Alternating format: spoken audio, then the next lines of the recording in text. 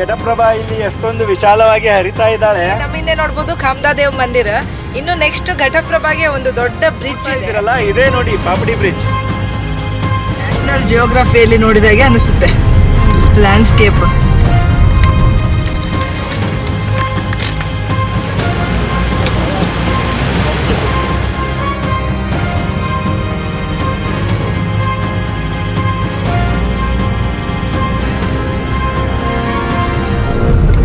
ಮುಂಚೆ ಇದಕ್ಕೆ ರಸ್ತೆ ಇರಲಿಲ್ಲ. ಓಕೆ ಓಕೆ, ಈಗ ರಸ್ತೆ ಇದೆ.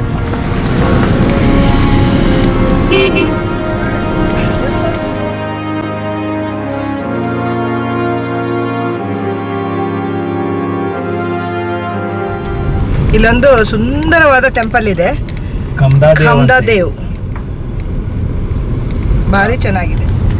ಓಹ್, ಏನ್ ಮಸ್ತ್ ಇದೆ ವಾತಾವರಣ. ಸಖತ್ತಿದೆ. ಸಖತ್ತಾಗಿದೆ. ಫಾಗ್ ಇದೆ, ಮೋಡ ತರ ಬೆಟ್ಟ. ಇಲ್ಲಿ ನೋಡಿ, ಇಲ್ಲಿನೂ ಸ್ಟ್ರೀಮ್ ಹರಿತಾ ಇದೆ.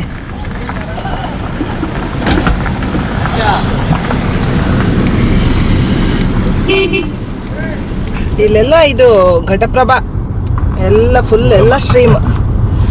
ಇದೆಲ್ಲ ಪೂರ್ತಿ ಬೆಟ್ಟದಿಂದ ಇಲ್ಲಿ ಆಗ್ತಕ್ಕಂಥ ಮಳೆ ನೀರು, ಅದರಲ್ಲಿ ಅಂಡರ್ಗ್ರೌಂಡ್ ವಾಟರ್ ಏನೋ ಚಾರ್ಜ್ ಆಗುತ್ತಲ್ಲ, ಆ ನೀರೆಲ್ಲ ಹರಿದು ಮುಂದೆ ಬಂದ್ರೆ ಅದೇ ಘಟಪ್ರಭಾ ನದಿ.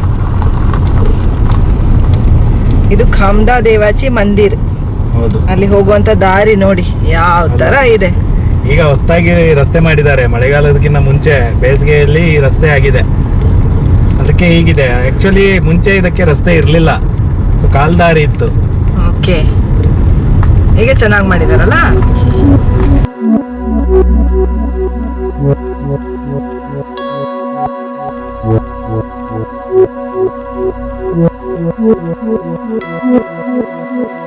ಎರಡೂವರೆಗೆ ಇಂಥ ವಾತಾವರಣ ಏನಾದ್ರೂ ನೋಡಿದ್ದೀರಾ ನೀವು? ನಮ್ಮ ಚೌಕುಲು ಅಂಬೋಲಿಯಲ್ಲಿರುವ ಚೌಕುಲಲ್ಲಿ ನೋಡಿ ಯಾವ ತರ ವಾತಾವರಣ ಇದೆ. ಈಗ ಗಂಟೆ 2:30 ಆಗಿದೆ ಮಾತ್ರ. ಫಾಗ್. ಅದೇ ಈ ಏನು ಘಟಪ್ರಭಾ ನದಿ ಉಗಮ ಆಗ್ತಕ್ಕಂತ ಘಟ್ಟದ ಮೇಲಿದ್ದೇವೆ ನಾವೀಗ. ಏನು ಕಾಣ್ತಾ ಇಲ್ಲ. ವಾಹ್, ಏನು ಅದ್ಭುತ.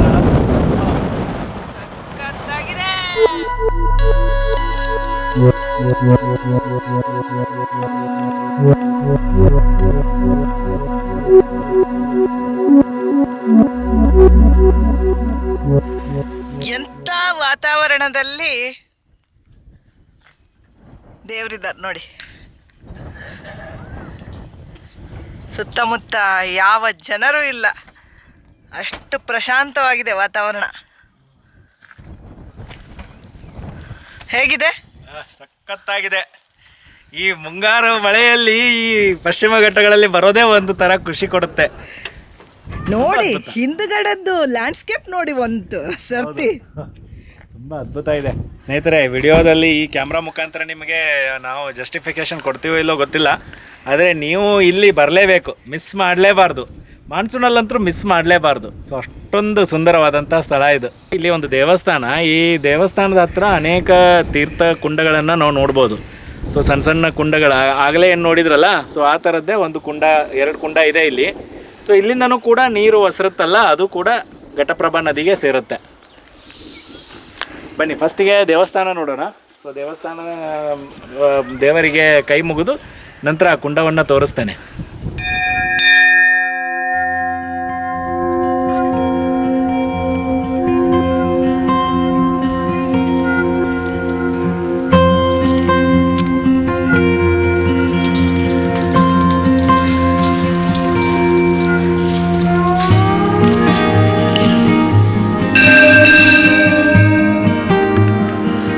ಪ್ರಕೃತಿ ಆರಾಧನೆ,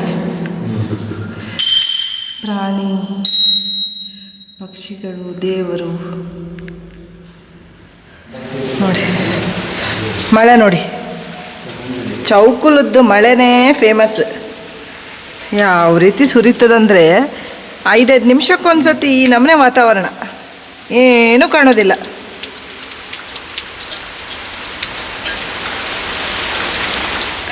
ನೋಡ್ತಾ ಇದ್ದೀರಲ್ಲ, ಇದು ಕಾಮದಾದೇವ್ ಮಂದಿರ. ಇಲ್ಲಿನ ಒಂದು ಕುಂಡ ಇದೆ ನೋಡಿ, ತೀರ್ಥಕುಂಡ ಇಲ್ಲಿದೆ, ಅಲ್ಲಿದೆ. ಇದು ನೋಡಿ ಕುಂಡನೆ ಟ್ಯಾಂಕ್ ತರ ಇಲ್ಲಿ ಮೇಲ್ಗಡೆ ಇದು ಕಟ್ಕೊಂಡಿದ್ದಾರೆ. ಅದೇ ರೀತಿಯಾಗಿ ಇಲ್ಲಿ ಮುಂದೆ ಇದೆ ಅಂತೆ. ನೋಡಿ ದೇವಸ್ಥಾನದ ಪಕ್ಕದಲ್ಲೇ ಇಲ್ಲೊಂದು ಕೆರೆ ಟೈಪ್ ಇದೆ. ಇವೆಲ್ಲನೂ ಕೆಳಗೆ ಹರಿಯುತ್ತೆ. ಇದು ಘಟ್ಟದ ಮೇಲಿದೆ ಎಲ್ಲನೂ. ಇವೇ ಸ್ಟ್ರೀಮ್ ಆಗಿ ಕೆಳಗೆ ಹರಿಯುತ್ತೆ ಎಲ್ಲ.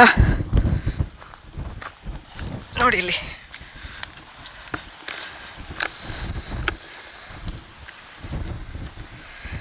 ನೋಡಿದರೆ ದೇವಸ್ಥಾನ ಇದೆ.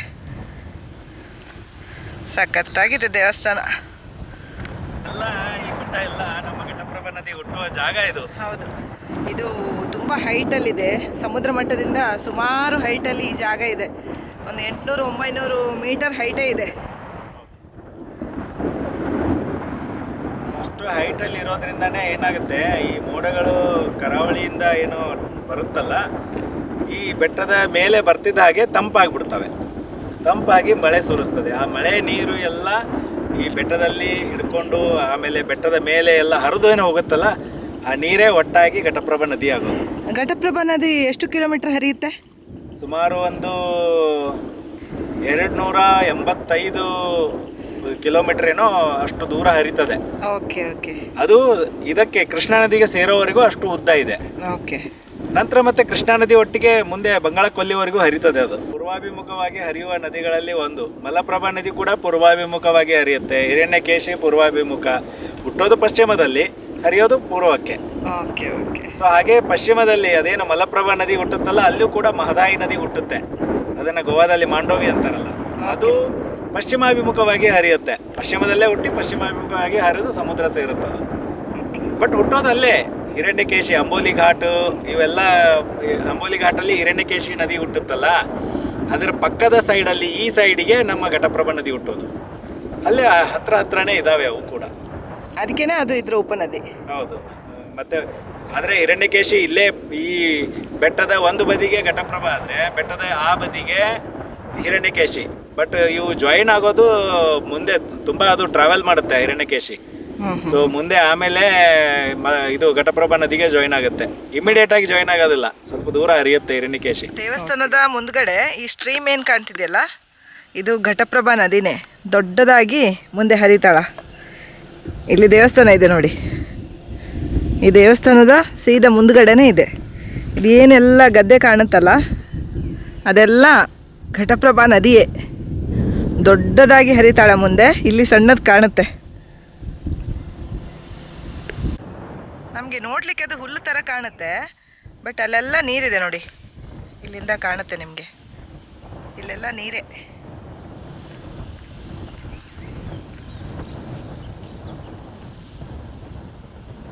ಇಲ್ಲಿ ನಮ್ಮ ಹಿಂದೆ ನೋಡ್ಬೋದು ಕಾಮದಾದೇವ್ ಮಂದಿರ. ಇನ್ನು ನೆಕ್ಸ್ಟ್ ಘಟಪ್ರಭಾಗೆ ಒಂದು ದೊಡ್ಡ ಬ್ರಿಡ್ಜ್ ಇದೆ. ಅದುವೇ ಯಾವ್ದು ಬ್ರಿಡ್ಜ್ ಅದು? ಪಾಪಡಿ ಬ್ರಿಡ್ಜ್. ಓಕೆ, ಪಾಪಡಿ ಬ್ರಿಡ್ಜಿಗೆ ಹೋಗೋಣ. Next point Papadi bridge. ಅಂಬೋಲಿಗೆ ಹೋಗೋ ರೂಟಲ್ಲೇ ಸಿಗುತ್ತೆ, ಹೋಗೋಣ. ನೋಡಿ ಎಷ್ಟೊಂದು ಸೌಂಡ್ ಬರ್ತಾ ಇದೆ ಗಾಳಿದು. ಹೌದು. ಸೊ ತುಂಬಾ ಜೋರಾಗಿ ಗಾಳಿ ಬೀಸುತ್ತೆ ಇಲ್ಲಿ. ಈ ನ್ಯಾಷನಲ್ ಜಿಯೋಗ್ರಫಿಯಲ್ಲಿ ನೋಡಿದಾಗೆ ಅನಿಸುತ್ತೆ. ಲ್ಯಾಂಡ್ಸ್ಕೇಪ್, ಆಫ್ರಿಕನ್ ಲ್ಯಾಂಡ್ಸ್ಕೇಪ್ ನಮ್ಮ ಮಹಾರಾಷ್ಟ್ರದ ಚೌಕುಲಲ್ಲಿದೆ. ಇಲ್ಲಿ ಒಂದು 4 ಪ್ರಾಣಿ ಬಿಟ್ಟರೆ ಅದೇ ಒಂದು ದೊಡ್ಡ ಸಫಾರಿ ಆದಂಗೆ ಆಗ್ತದೆ. ಇದು ಕಾಡು ಬಾಳೆಹಣ್ಣು ನೋಡಿ, ಎಷ್ಟು ದೊಡ್ಡದಿದೆ. ಇಲ್ಲಿ ಫುಲ್ ಇದೆ ಗೊನೆ. ಹೂವು ಅದು. ಅದೇ ನಾವು ಮನೆಗಳಿಗೆ ಮುಲಿ ಹುಲ್ಲು ಯೂಸ್ ಮಾಡ್ತಿದ್ದಾರೆ ನೋಡಿ. 100 meters, turn left.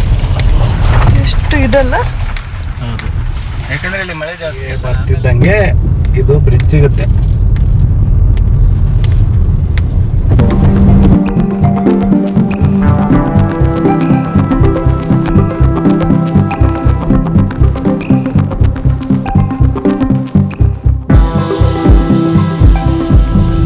ಇದೊಂದು ಸ್ಮಾಲ್ ಪೂಲ್ ಐತಿ. ಇಲ್ಲಿ ಗದ್ದೆಯಿಂದ ಹೊರಗೆ ಬರ್ತಾಳೆ ನೋಡಿ, ಹೆಂಗೆ ಕಾಣ್ತದೆ ನೋಡಿ.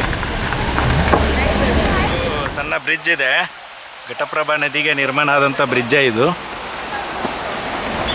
ಇದಕ್ಕೂ ಪಾಪಡಿ ಬ್ರಿಡ್ಜ್ ಅಂತ ಕರೀತಾರಂತೆ. ನೋಡಿ ಬ್ರಿಡ್ಜ್ ಹೇಗಿದೆ ಅಂತ.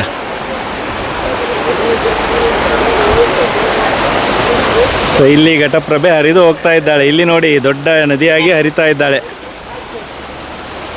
ನೋಡಿ ಘಟಪ್ರಭಾ ಹೆಂಗೆ ಬೋರ್ಗರಿತಾ ಇದೆ.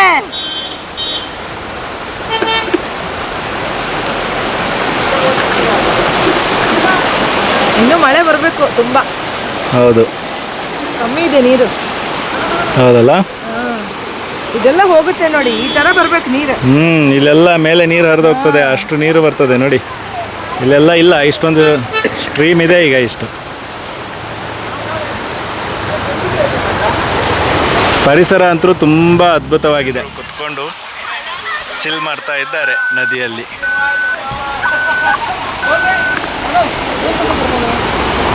ನೋಡಿ ಘಟಪ್ರಭಾ ಇಲ್ಲಿ ಎಷ್ಟೊಂದು ವಿಶಾಲವಾಗಿ ಹರಿತಾ ಇದ್ದಾಳೆ. ಸೊ ಅಲ್ಲಿಂದ ಉಗಮದಿಂದ ಸ್ವಲ್ಪ ದೂರದಲ್ಲೇ ಉಗಮಿಸಿ ಬರ್ತಾ ಇದ್ದಾಗೆ ಇಲ್ಲಿ ಅಗಲವಾಗಿ ಹರಿತಾಳೆ. ಸೊ ಇಲ್ಲಿ ನೀವು ನೋಡ್ತಾ ಇದ್ದೀರಲ್ಲ, ಇದೇ ನೋಡಿ ಪಾಪಡಿ ಬ್ರಿಡ್ಜ್.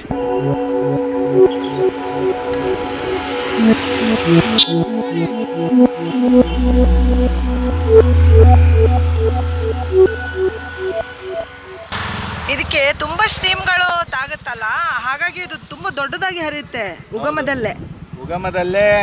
ಉಗಮದಲ್ಲೇ ಬೋರ್ಗರಿತಾ ಬರ್ತಾಳೆ ಘಟಪ್ರಭೆ. ಸೊ ಆಮೇಲೆ ಅಲ್ಲಿ ಮುಂದೆ ಏನು ಹಿಡ್ಕಲ್ ಡ್ಯಾಮ್ನಲ್ಲಿ ಶೇಖರಣೆ ಆಗುತ್ತಲ್ಲ ನೀರು, ನಂತರ ಅಲ್ಲಿಂದ ಅಂತೂ ನೀರನ್ನು ಬಿಟ್ಟಾಗ ಸೊ ತುಂಬ ಬೋರ್ಗರಿತಾ ಹೋಗ್ತಾಳೆ. ಗೋಕಾಕ್ ಫಾಲ್ಸಲ್ಲೇ ನೋಡ್ಬೋದು ನಾವು ಯಾವ ಥರ ಹರಿತಾಳೆ ಅಂತ. ಸೊ ಹಾಗೆ ಸ್ನೇಹಿತರೆ, ನಾವು ಗೋಕಾಕ್ ಫಾಲ್ಸದ್ದು ಕೂಡ ವಿಡಿಯೋ ಮಾಡಿದ್ದೇವೆ. ಸೊ ಯಾರೆಲ್ಲ ನೋಡಿಲ್ಲ ನಮ್ಮ ಚಾನಲನ್ನು ಚೆಕ್ ಮಾಡಿ.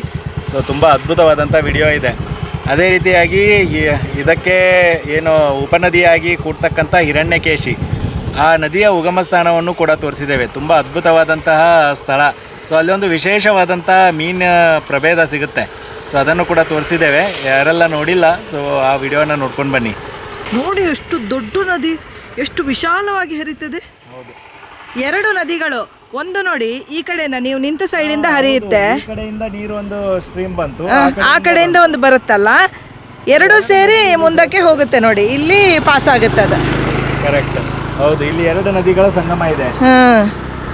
ಇದು ಬ್ರಿಡ್ಜ್, ಪಾಪಡಿ ಬ್ರಿಡ್ಜ್ ಏನಿದೆಯಲ್ಲ, 2 ನದಿಗಳ ಸಂಗಮ ಅಂತಲೂ ಅನ್ಬಹುದು. ಹೌದು ನೋಡಿ, ಮೀನು ಹಿಡಿತಾ ಇದ್ದಾರೆ.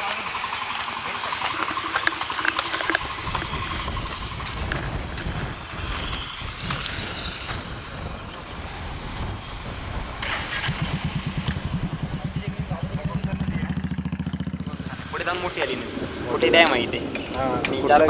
कुठलं डॅम ते? फाटकवाडी डॅम म्हणतात. फाटकवाडी. हो हो, बरोबर. थँक्यू.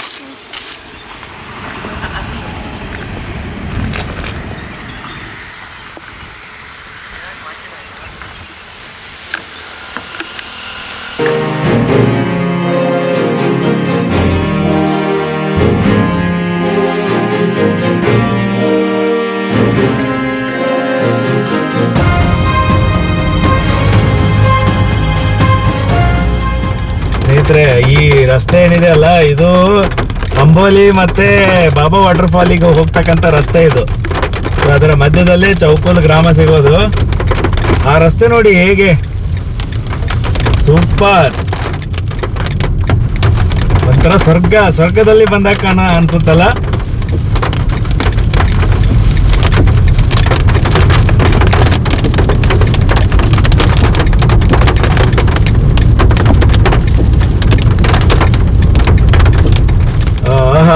ಏನೂ ಕಾಣ್ತಿಲ್ಲ, ವಿಸಿಬಿಲಿಟಿ 0. ನೀವು ಏನಾದರೂ ಇಲ್ಲಿ ಬಂದ್ರೆ ಸ್ವಲ್ಪ ಹುಷಾರಾಗಿ ಬನ್ನಿ. ಹಾಗೆ ನಮ್ಮ ವಿಡಿಯೋ ಹೇಗೆ ಅನಿಸ್ತು ಅಂತ ಕಮೆಂಟ್ ಮೂಲಕ ತಿಳಿಸಿ. ಈ ವಿಡಿಯೋ ಇಷ್ಟವಾಗಿದ್ದಲ್ಲಿ ಲೈಕ್ ಮಾಡಿ, ನಿಮ್ಮ ಫ್ಯಾಮಿಲಿ ಫ್ರೆಂಡ್ಸ್ಗಳ ಜೊತೆ ಶೇರ್ ಮಾಡ್ಕೊಳ್ಳಿ. ಹಾಗೆ ನಮ್ಮ ವಿಡಿಯೋನ ಹೊಸದಾಗಿ ನೋಡ್ತಾ ಇದ್ರೆ ನಮ್ಮ ಚಾನಲ್ಗೆ ಹೋಗಿ ಸಬ್ಸ್ಕ್ರೈಬ್ ಮಾಡಿ ಅಂತ ಹೇಳ್ತಾ ಇವತ್ತಿನ ವ್ಲಾಗನ್ನು ಇಲ್ಲಿಗೆ ಎಂಡ್ ಮಾಡ್ತಾ ಇದ್ದೀವಿ. Bye bye friends. Bye bye. Next ವಿಡಿಯೋದಲ್ಲಿ ಮತ್ತೆ ಸಿಗೋಣ. Until then bye bye, take care.